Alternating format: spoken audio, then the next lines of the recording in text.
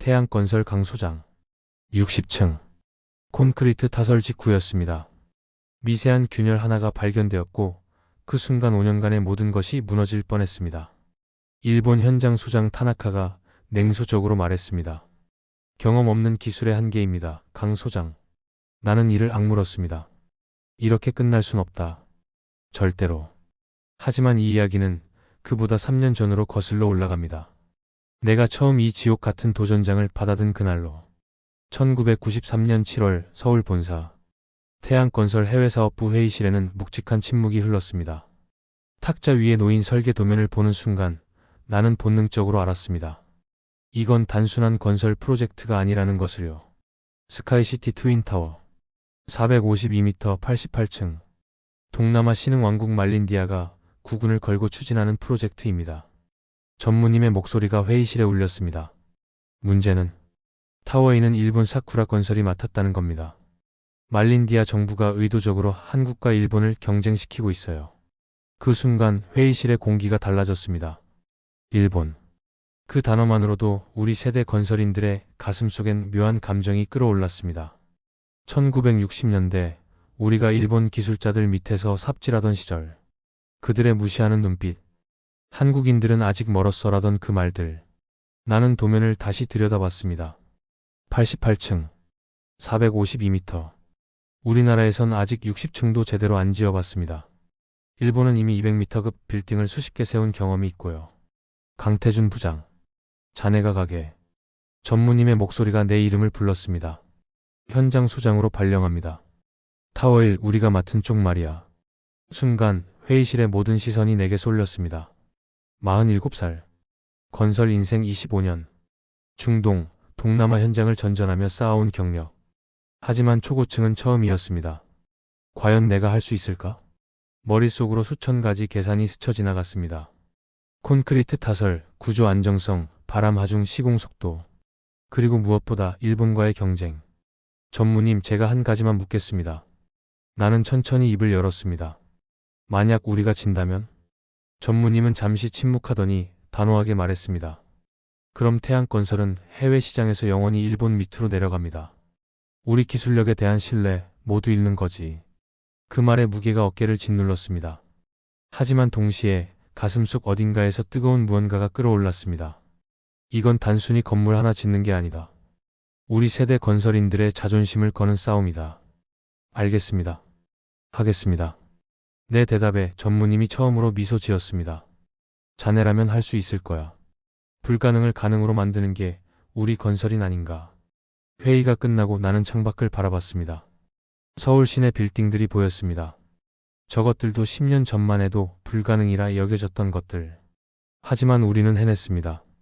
이번에도 해낼 수 있을까? 주머니 속 딸아이의 사진을 만지작거렸습니다.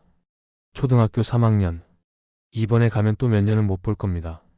정말이지 건설인의 가족은 언제나 희생입니다. 말린디아 도착. 1993년 8월.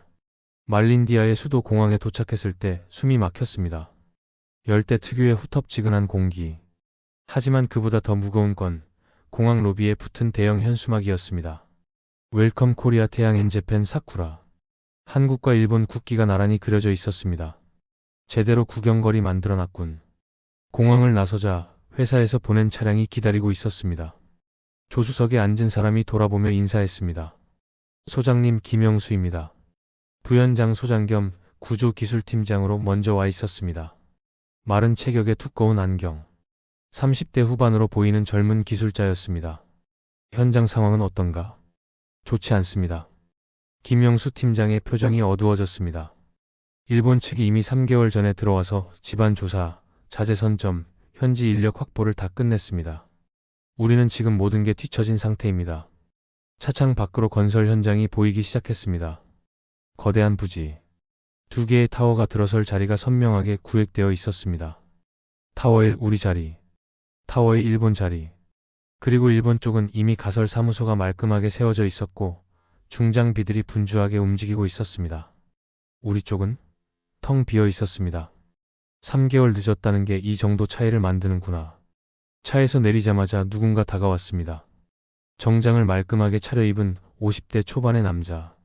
인상은 부드러웠지만 눈빛만은 날카로웠습니다. 강태준 소장님이십니까? 저는 말린디아 왕실 건설청 담당 라자입니다. 반갑습니다. 악수를 나누는데 라자의 시선이 일본 현장 쪽을 힐끗 보더니 다시 내게로 왔습니다. 일본 측 타나카 소장님은 벌써 도착하셔서 열심히 준비 중이시던데요. 한국 측도 빨리 따라잡으셔야 할 텐데. 그 말투에는 미묘한 비교와 압박이 섞여 있었습니다. 이 사람, 우릴 일부러 경쟁시키면서 즐기고 있군. 나는 애써 평온한 표정을 지었습니다. 걱정 마십시오. 우리는 늦게 시작하지만 빠르게 따라잡는 데 익숙합니다. 라자가 의미심장하게 웃었습니다. 기대하겠습니다. 두 나라 중 누가 더 훌륭한 타워를 세우는지 전 세계가 지켜볼 겁니다. 그가 떠나고 김영수 팀장이 작게 한숨을 쉬었습니다. 소장님, 저 사람 완전히 우릴 시험하고 있습니다. 알아. 하지만 어쩌겠나. 이미 들어온 판이야. 나는 가설 사무소가 될 컨테이너 박스를 바라봤습니다. 여기서 5년. 아니, 일본보다 빨리 끝내려면 4년 반 안에 끝내야 한다. 그날 밤 임시 숙소에서 잠을 이루지 못했습니다. 창밖으로 일본 현장의 불빛이 보였습니다. 밤늦게까지 작업등이 켜져 있었습니다. 저들은 벌써 저렇게 앞서가고 있는데 주먹을 꽉 쥐었습니다. 정말이지 이건 시작부터 불리한 게임이었습니다. 첫 대면 타나카 히로시. 현장 첫 출근 다음 날. 발주처 주최로 한일 양국 현장 소장 오찬 회의가 열렸습니다. 고급 호텔 레스토랑. 에어컨이 빵빵하게 돌아가는 실내에 라자를 포함한 말린디아 관계자들 그리고 우리와 일본 측이 마주 앉았습니다. 처음 마주한 타나카 히로시. 51세. 사쿠라 건설의 에이스급 현장 소장이라는 소문대로 그는 철저해 보였습니다. 정장 와이셔츠 소매를 팔뚝까지 정확히 걷어 올린 모습, 카리스마 넘치는 인상. 처음 뵙겠습니다. 사쿠라 건설 타나카입니다. 태양 건설 강태준입니다. 악수를 나누는 순간 그의 손에서 느껴지는 힘. 서로 눈빛을 교환했습니다. 이 사람 만만치 않다. 라자가 웃으며 말했습니다. 두 분 다 각국 최고의 건설 전문가시니 이번 프로젝트는 분명 성공할 겁니다. 다만 그가 잠시 말을 멈추더니 의미심장하게 덧붙였습니다. 누가 더 빨리 더 완벽하게 완성하느냐는 두 분의 실력에 달렸겠죠. 노골적인 경쟁 부추김이었습니다. 타나카가 차분한 목소리로 말했습니다. 저희 사쿠라 건설은 이미 일본 국내에서 200m급 빌딩 시공 경험이 17건 있습니다. 초고층 건설에 대한 노하우는 충분히 축적되어 있죠. 그리고는 내 쪽을 보며 덧붙였습니다. 강 소장님, 한국은 이런 초고층 경험이 아직 없지 않습니까? 순간 식탁의 공기가 얼어붙었습니다. 김영수 팀장의 얼굴이 굳었고 우리 측 직원들이 불편한 표정을 지었습니다. 사실이었습니다. 뼈아픈 사실. 하지만 나는 차분하게 대답했습니다. 경험이 없다는 건 인정합니다. 하지만 그래서 더 열심히 배우고 더 빠르게 움직일 겁니다. 배운다. 타나카가 잠깐 웃음을 머금더니 말했습니다. 건설 현장은 학교가 아닙니다. 실수 한 번이 수백 명의 목숨을 앗아갈 수 있죠. 경험 없이 배우겠다는 건 위험한 발상 아닙니까? 그 말에 라자를 포함한 말린디아 측 인사들이 미묘한 표정을 지었습니다. 이 자식 첫 회의부터 우릴 깎아내리고 있군. 나는 물잔을 들어 한 모금 마셨습니다. 진정하기 위해서. 타나카 소장님 말씀도 일리 있습니다. 하지만 저는 이렇게 생각합니다. 나는 천천히 또박또박 말했습니다. 경험이 많다는 건 분명 장점입니다. 하지만 때로는 과거의 성공이 새로운 도전을 가로막기도 하죠. 우리는 경험은 부족하지만 그만큼 더 새로운 방법을 시도하고 더 창의적으로 문제를 해결할 겁니다. 타나카의 표정이 미묘하게 변했습니다. 창의적이라. 흥미롭군요. 그럼 그 창의성으로 452m를 어떻게 올리실 건지 기대하겠습니다. 회의는 그렇게 냉랭한 분위기 속에 끝났습니다. 레스토랑을 나서며 김영수 팀장이 분한 목소리로 말했습니다. 소장님, 저 일본 놈이 완전히 우릴 무시하지 않습니까? 알아. 하지만 지금 화내봤자 소용없어. 우리가 할 일은 하나야. 나는 저 멀리 보이는 공사 현장을 바라봤습니다. 저놈들보다 더 잘 짓는 거. 그것만이 답이야. 현실의 벽. 그날부터 지옥이 시작되었습니다. 가설 사무소 설치, 중장비 반입, 현지 인력 채용, 자재 수급. 모든 게 일본보다 3개월 늦었습니다. 더 큰 문제는 현지 협력 업체들이 일본 쪽을 더 신뢰한다는 것이었습니다. 미안합니다, 강 소장님. 하지만 사쿠라 건설이 먼저 계약했습니다. 저희 중장비는 이미 타워의 현장에 배치되어 있어서 일본 측이 제시한 단가가 더 높습니다. 사업이다 보니 매번 듣는 거절 이유들. 김영수 팀장과 나는 밤낮 없이 뛰어다녔습니다. 협력업체 섭외, 자재업체 미팅, 현지 인력 면접. 어느 날 밤 컨테이너 사무소에서 도면을 펼쳐놓고 회의를 하는데 김영수가 지친 목소리로 말했습니다. 소장님, 솔직히 말씀드려도 될까요? 말해봐. 지금 이 속도로는 일본 따라잡기 힘듭니다.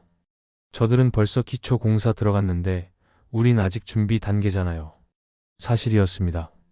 창밖으로 일본 현장이 보였습니다.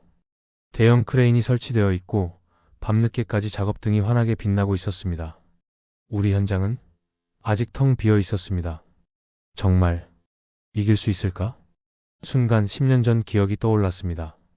중동 현장. 사고로 잃은 부하 직원 이철수. 그의 마지막 말. 소장님, 우리 해낼 수 있죠? 나는 그에게 장담했었습니다. 당연하지. 우린 할 수 있어. 하지만 그는 다음날 작업 중 추락사고로 세상을 떠났습니다. 그때의 죄책감이 아직도 가슴속에 남아 있었습니다. 이번엔 달라야 한다. 이번엔 반드시 모두를 무사히 데리고 돌아가야 한다. 나는 도면을 다시 펼쳤습니다. 영수야. 네, 소장님. 우리가 늦게 시작한 건 사실이야. 하지만 그렇다고 포기할 순 없어. 나는 88층짜리 타워 도면을 손가락으로 짚으며 말했습니다. 일본이 경험이 많다고? 좋아. 하지만 우린 그들이 가지지 못한 게 있어. 그게 뭔데요? 절박함이야. 나는 김영수를 똑바로 바라봤습니다. 일본은 이미 여러 번 해봤으니까 여유가 있어.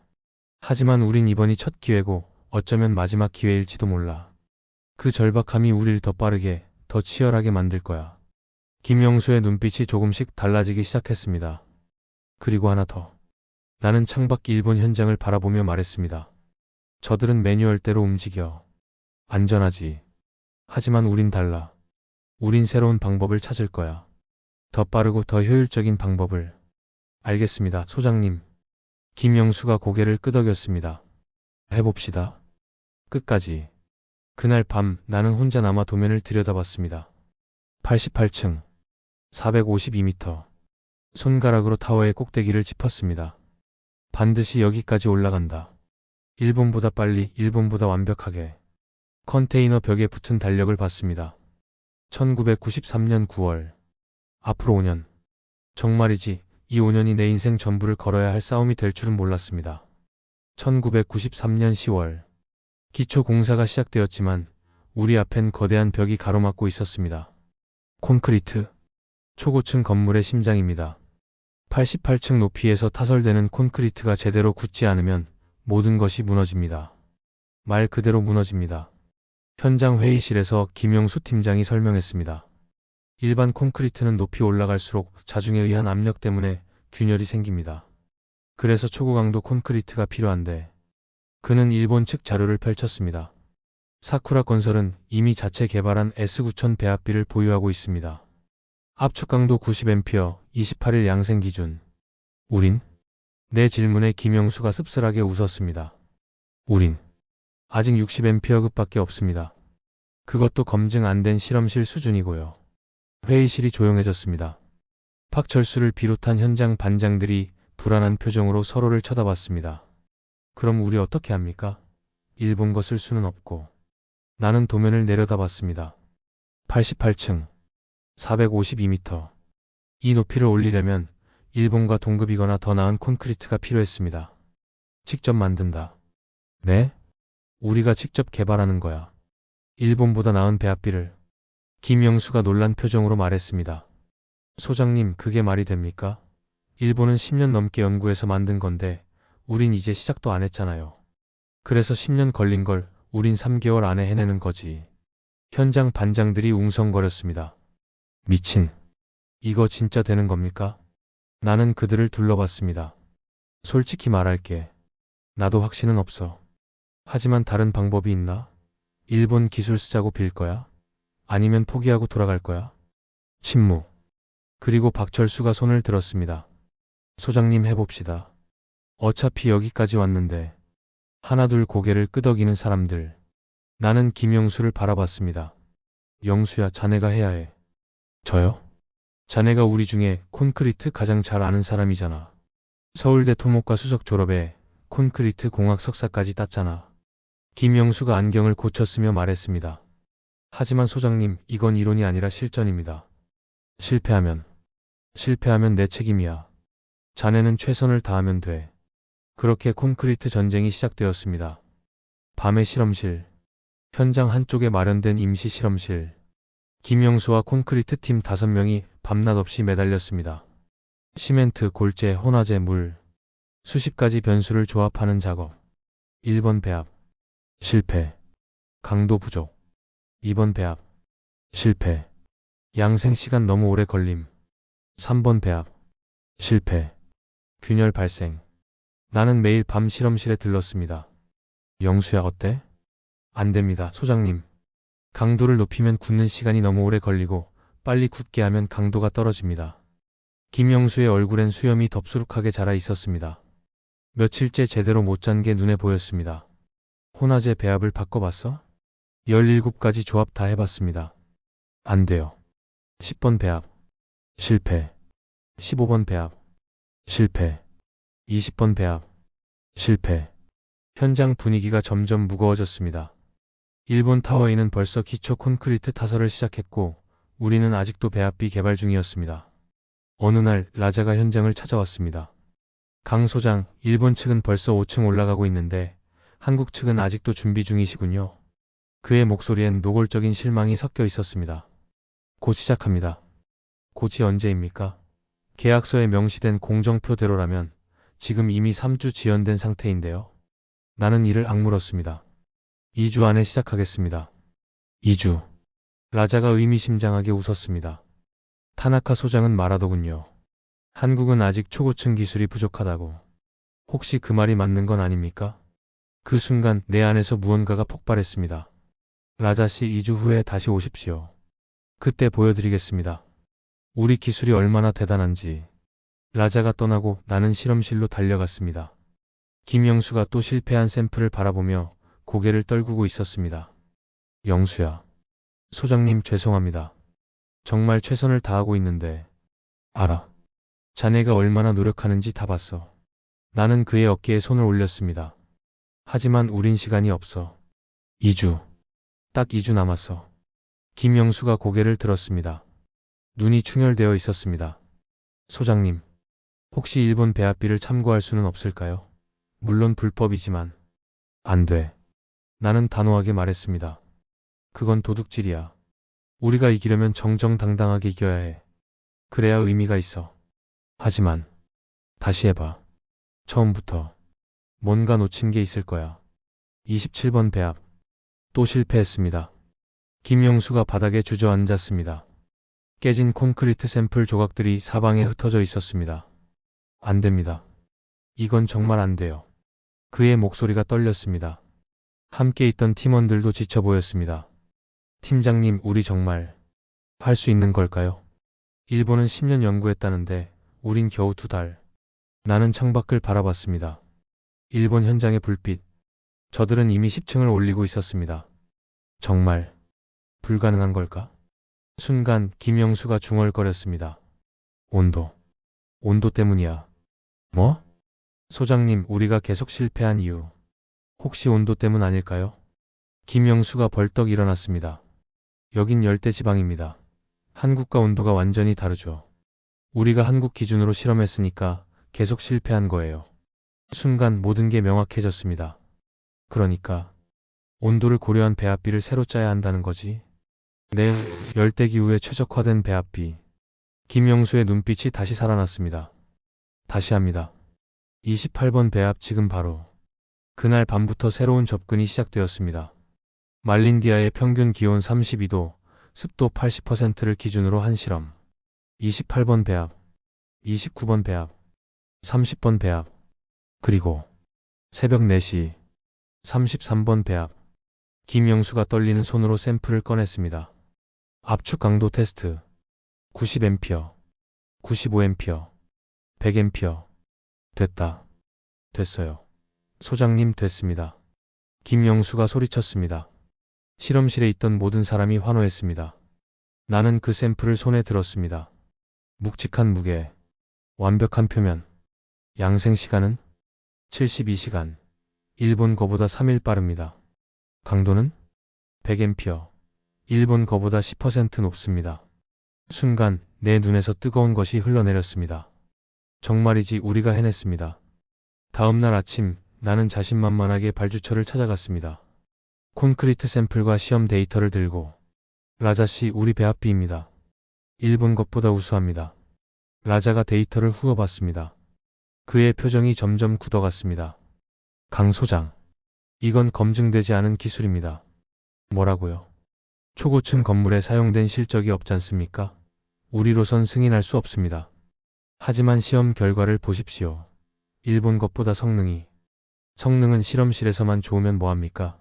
실제 현장에서 문제가 생기면 라자가 서류를 덮었습니다. 죄송하지만 검증된 기술만 사용하시기 바랍니다. 일본 사쿠라 건설의 S9000 같은 건 말입니다. 그 순간 모든 게 명확해졌습니다. 일본의 로비. 일본 측에서 뭐라고 했습니까? 무슨 말씀을? 라자씨 솔직히 말해 보십시오. 일본 측이 압력 넣었죠? 라자가 잠시 침묵하더니 씁쓸하게 웃었습니다. 강 소장 이건 비즈니스입니다. 위험을 최소화해야 하는 거죠. 나는 주먹을 꽉 쥐었습니다. 사무실을 나와 현장으로 돌아오는 길, 분노가 치밀어 올랐습니다. 우리가 밤새워 만든 기술을 검증 안 됐다고? 현장에서 기다리던 김영수가 달려왔습니다. 소장님 어떻게 됐습니까? 나는 고개를 저었습니다. 거부당했어. 검증 안 됐다고. 김영수의 얼굴이 창백해졌습니다. 그럼 우린 주변에 모여든 현장 직원들도 절망적인 표정이었습니다. 그때 저 멀리서 누군가 다가왔습니다. 타나카. 그는 냉소적인 미소를 띠며 말했습니다. 강 소장 들었습니다.